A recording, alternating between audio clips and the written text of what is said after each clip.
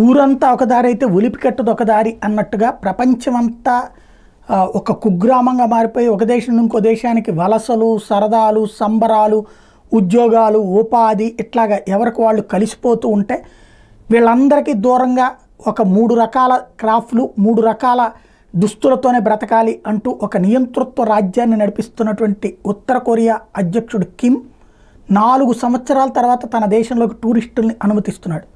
ఉత్తర Korea ఈ మేరకు నిర్ణయం తీసుకుంది. కరోనా ముందు వరకు అక్కడికి అనుమతించేవాళ్ళు, అయితే పూర్తి రిస్ట్రిక్టెడ్గా ఉంటుంది. ఎవ్వరూ కూడా టూరిస్టులతో మాట్లాడకూడదు. ప్రభుత్వం ఏర్పాటు చేసినటువంటి ప్రదేశాలు మాత్రమే చూడాలి. అక్కడ ఉన్నటువంటి ప్రభుత్వం ఏర్పాటు చేసిన మనుషులతో మాత్రమే మాట్లాడాలి.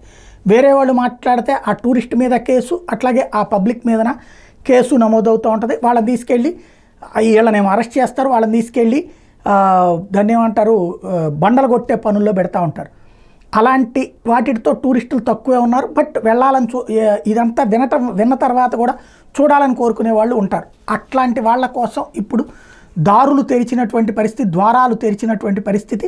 రాబోయేటటువంటి రోజుల్లో ఉత్తర కొరియా టూర్కి అనుమతిస్తూ ఉన్నారు. డిసెంబర్ నుంచి అనుమతి ఇవ్వడానికి రెడీ అవుతున్నారు.